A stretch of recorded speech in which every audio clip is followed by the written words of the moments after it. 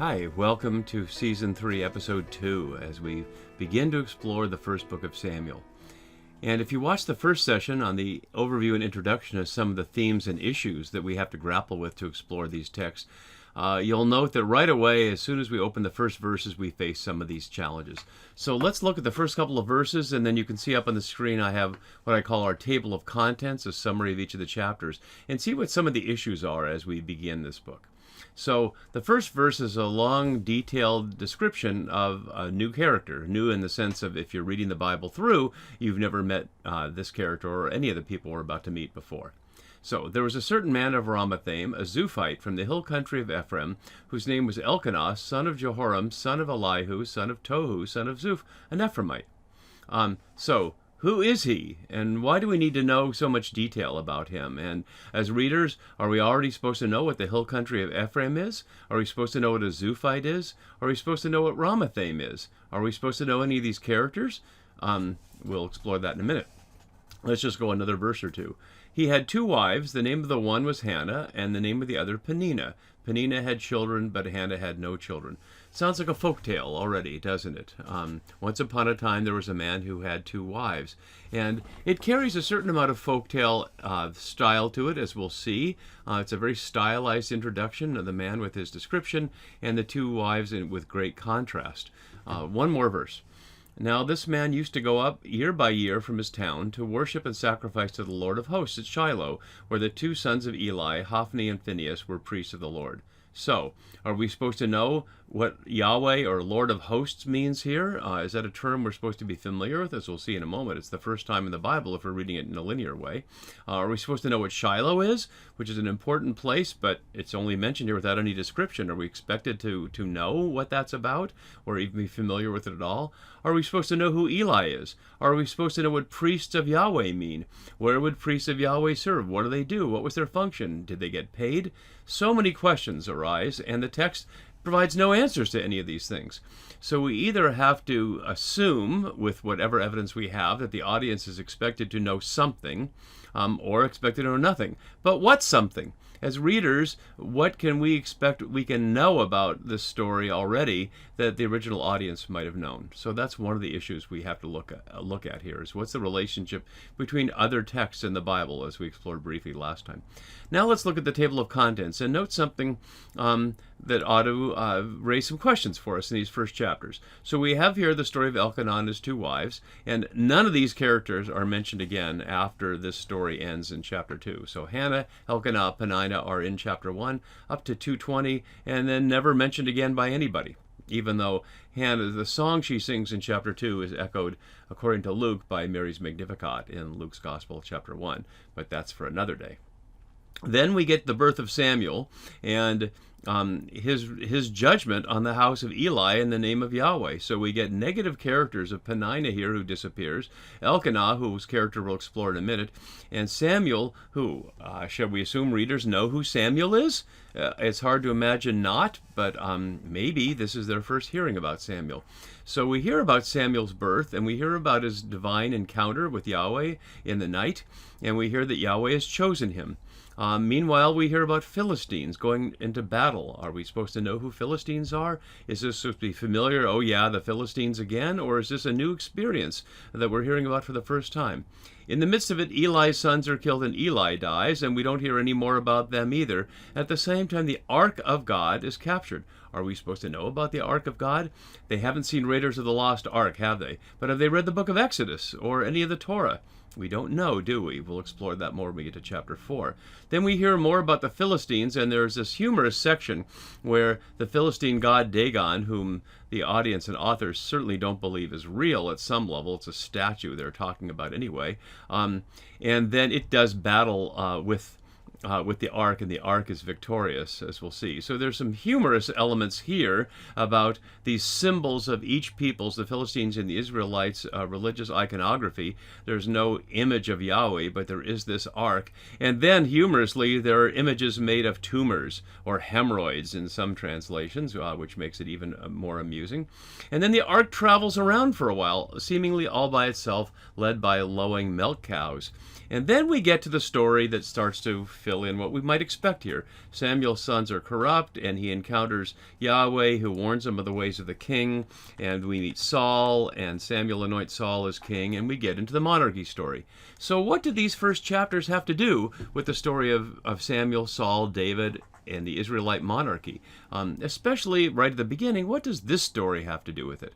One of the authors whose books I put up last time, Robert Polzin, who's a very careful literary reader, although he doesn't pay a lot of attention like Brooke Halpern and others do to the cultural context of the time. So we'll use multiple sources as we go, as I've done in my other series so far, and we'll continue to do. No one scholar has all the perspectives, including me, as we go through this, and so we'll always provide a range of thoughts. One of the issues that Polzin draws attention to is specific use of language. Let me draw a quick attention to that, and then we'll go back through some more detail. So a certain amount of Ramathame, a name that means two hills or perhaps double height, and that's connected with other things that mean double here. Here's Elkanah, which means God created. We'll come back to that in a second. But Penninah means branching, and that matches double fruit here of Ephraim. So Ramatheme here is two hills or double height, and Ephraim is double fruit, which connects with Elkanah giving Hannah a double portion of food. So what's with the doubling here? And of course there's two sons of Eli to underscore the doubling. So that's one issue here. The literary aspect that is behind the English translation of words that mean double might have to do something with the double in the text. And it might have to do, as Polzin notes, and we'll see this throughout 1st and 2nd Samuel, at least double, if not multiple levels of meaning in the text. For example, we'll see way later in 2 Samuel, a series of stories that are told where, at least in some cases, it's obviously not a literal story about what's happening there. For example, after David has his dalliance with Bathsheba and brutally has her husband Uriah killed, his prophet Nathan tells him a story about a rich man, a poor man, a traveler, and a ewe lamb. And he tells it as if it's an actual event, but plainly the readers know it's not. And in fact, he explains plainly how it's not, that it's a little allegory about David and Uriah and Yahweh there. And there are a couple of other stories that are similar like that. So one of the questions that Polzin is asking us to ask ourselves, is this a similar story? Do the two wives, Hannah and Penninah, represent something beyond themselves? Does Elkanah represent something beyond himself? So that's a question that we'll put to the text as we begin to explore some of the details. And is it telling us something about the rest of the story? In other words, Polzin's point is perhaps this was written later as sort of a prologue after the fact. We see that kind of thing, of course, in stories like Star Wars, which the movie series started with episode 4, and episodes 1, 2, and 3 were made later. And so if you were to watch the entire Star Wars series in order, you wouldn't necessarily know that audiences watching episodes 1, 2, and 3 have already seen 4, 5, and 6, and beyond. Many examples of that. You might consider, if you're a TV watcher, the relationship between the show Breaking Bad and Better Call Saul, which in many ways Better Call Saul was a prequel of Breaking Bad. So anybody who's watching Better Call Saul and hadn't seen Breaking Bad might wonder who some of those characters are. But of course, audiences know about Breaking Bad, and there's no question about which is written first. Here, it's a question. We don't really know what the sequence of actual writing in these books of Samuel are. So Polzin's suggestion is that this story, seemingly unrelated both to the rest of 1st and 2nd Samuel and to the rest of the Hebrew Bible, was written later as a sort of ironic, sly parable about the whole thing. And how that's a parable, we'll take looking more closely as we go. So let's look at the cast of characters just for a minute here. We're being introduced here to the house of Eli. Not quite yet, but right here we will be. And this is the first of the several houses, and that will become a play on words we'll see multiple meanings of, both the physical building a house, but also a house like a dynasty or a family. And one of the themes throughout this entire set of books is what's the relation between parents and children and power? Should the children of a priest become priests simply because they're the children? And we're talking sons here in particular, should the sons of a king become a king simply because they're the sons of the king? Is that the way Yahweh would have the Israelites either rule themselves or conduct their rituals? And the answer to that question for the audience depends upon what we know about things like Leviticus and Exodus and other texts that purport to answer those questions, at least in some ways. But we don't know if the audience knows those or is raising these from scratch. So lots of questions. The only way to resolve them at all is to go through this a little at a time. So let's do that. So we'll see these characters of Eli. In this session, we're just going to see these here in the first few verses. So let's put the Hebrew text in front of us so we can follow that along with us. So a certain man of double hills, a Zuphite, only mentioned here. We have no idea who that is. Some translators noted could be a man from Ramathaim Zophim, like this was two places, or Ramathaim of the Zuphites, like this could be a subset of this, but we simply don't know. And since neither place is ever mentioned again, it's hard to get any inference from that. So from the hill country of Ephraim, Ephraim, meaning a double fruit, is one of the sons of Jacob, but via Joseph, and we'd only know that if we knew the Joseph story, which is almost certainly a late text. What would they know about Ephraim? Would Ephraim be associated with Joseph? We don't know. It's also used in other places as a place, but what we can know about it is it refers to the hill country, which is to say not the well-watered plain that in Genesis becomes the site of competition, first between Abraham and Lot, and then between Lot and the Sodomites and others. So hill country is where the Israelites historically settled, to be away from people like the Philistines, and using their technologies of lime-lined wells and terracing were able to farm in a subsistence sort of way. But he's from the hill country, but then we're also told he's a city person because he went from his town or city. First time city is mentioned 83 times in Samuel, the Hebrew word Ir. And that will plays out in Genesis certainly as a primal theme of city people versus earth people. We'll see whether 1 Samuel and 2 Samuel carry out that same contrast. But although he's from the hill country, he's a town person, not a person in a little farming village. And we're given this long name, and again, we don't know anything about these other names. And then we're told here, I know one commentator notes that this recalls, quote-unquote recalls, the quotes are not there, but I'm putting them here, Sarah and Rachel, because yet again, it depends on whether we know the book of Genesis. It depends on when this little passage was written. So we'll explore more of the connections between the books of Samuel and Genesis later. So we had two wives, again the doubling, two wives, and Eli has two sons. The name of one was Hannah, and she's only mentioned here. The name can mean decline or camp or pitch a camp, but it's also a play on Hine, behold. You can, even if you can't read the Hebrew, you can see here that Hine, like Hannah, just the vowels are different. So we saw that word earlier. So like behold a Hannah. And the other is Penninah, which again means branching. So two wives. Penninah had children and Hannah had no children. And obviously having children is the quote right answer, the holy answer, the successful answer. And yet we're going to be told in a moment that it's Yahweh's doing. That Yahweh had closed her womb, and that'll be repeated a couple of times to make the causation explicit. So right now we simply know that she has no children. And then we're told here, this man, and it's an odd form as I note here, ha'ish, ha'u, as opposed to just he. And then if we were to go back, we'd see a certain man in verse 1 literally means one man. Echad here means one. So one man, and now this man, it's just an odd thing. It sort of depersonalizes him and makes him an object in the audience's view rather than walking with him as a he. So this one used to go up year by year, although the Hebrew here, Me'iochim yamayam, it means day by day, not year by year, in contrast with verse 7, shana v'shana, which is year by year. So plainly he didn't go day by day from his town in the hill country of Ephraim to Shiloh. Again, are we supposed to know the distance? I'll leave that blank without a map right now so you as readers can ponder, what if you didn't know? How far is that? Is that a day's journey, a week's journey?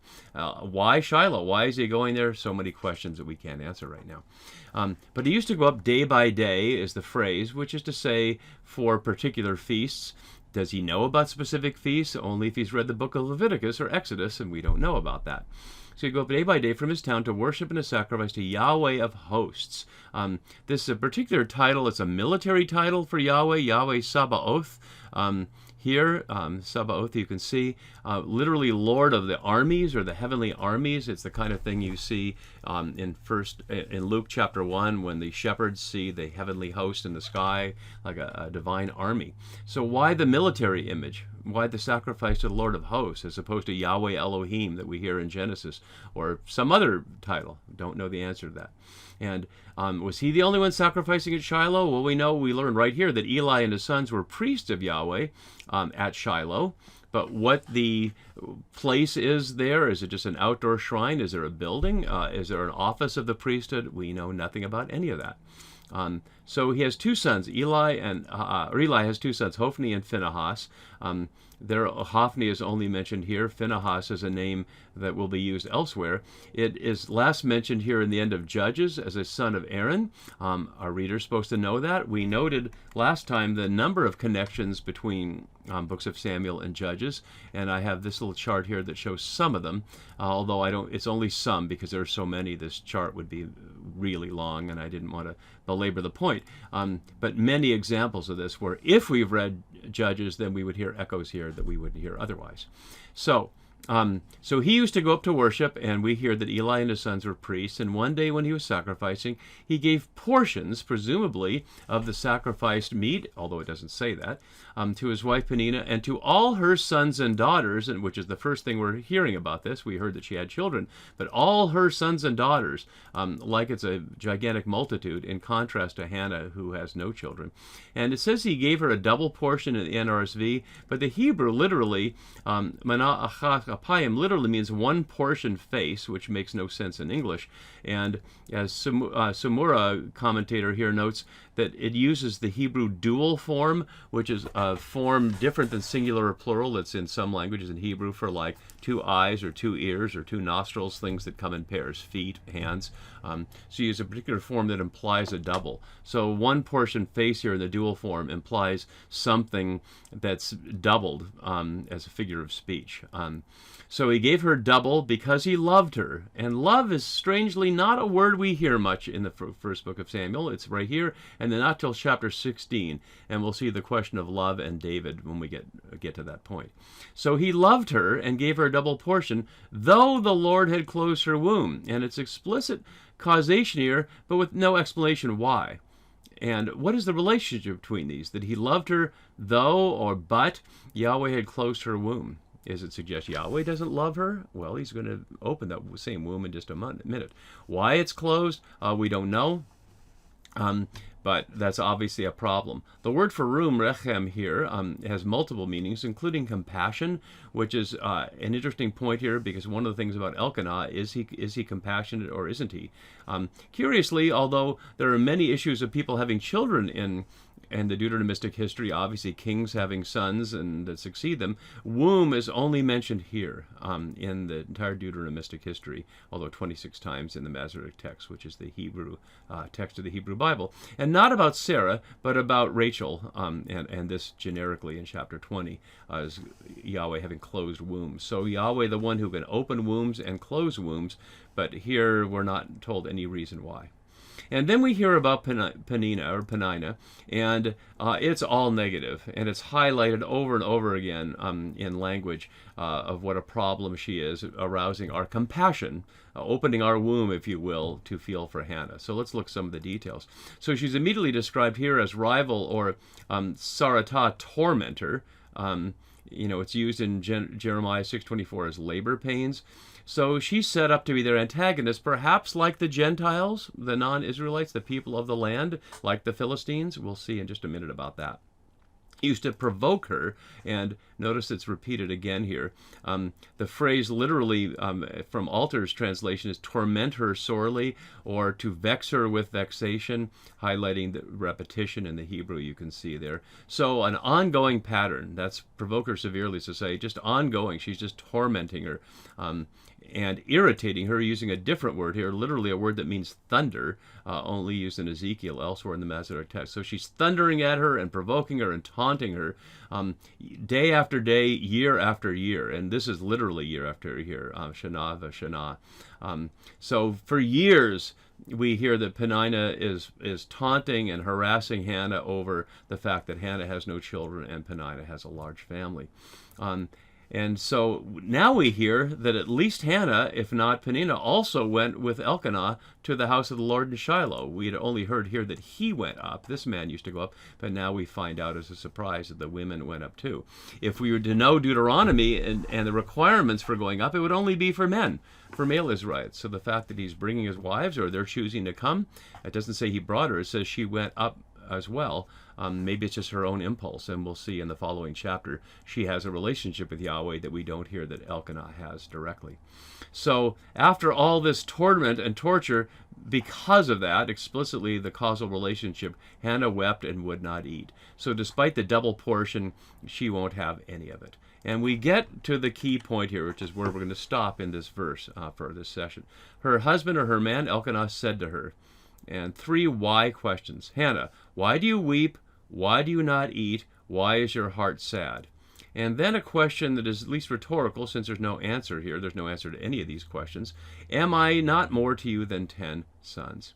What do you think about Elkanah's response here? Poulsen notes in his quote, in a similar quote, emotive register and ideological accent between Elkanah's words here and Yahweh's here, which is where we'll get the classic request for a king, and Yahweh saying they've rejected me, not you, Samuel, in asking for a king. So Poulsen's raising the question here, is Elkanah a stand-in for Yahweh?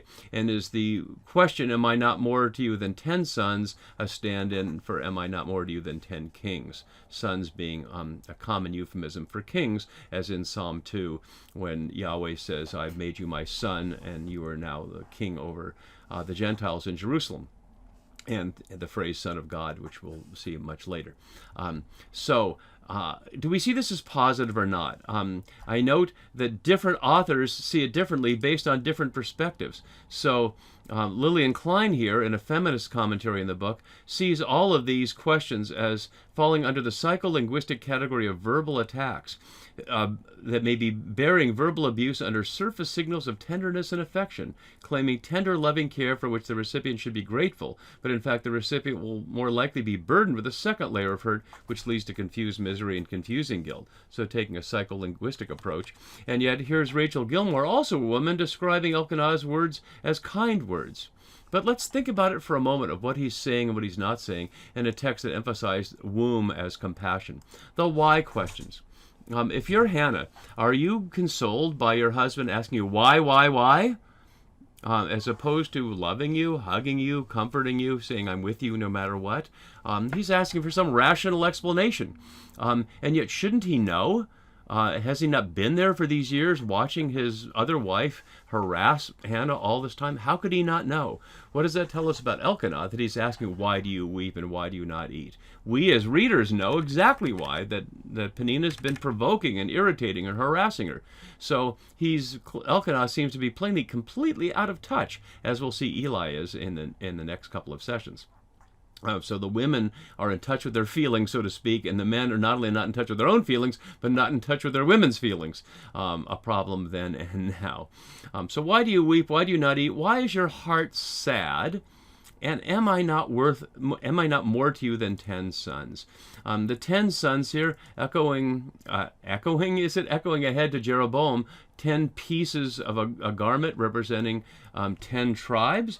Of course, there are 12 tribes in the whole business, but here's a link with 10 tribes, and also here in 2 Samuel, 10 royal concubines representing 10 tribes as well. So we could hear this as Yahweh saying at the beginning of this whole sequence, when Israel will ask for a king to, quote, be like the other nations, am I not worth more to you than 10 kings? But is it Yahweh saying that out of compassion or out of jealousy?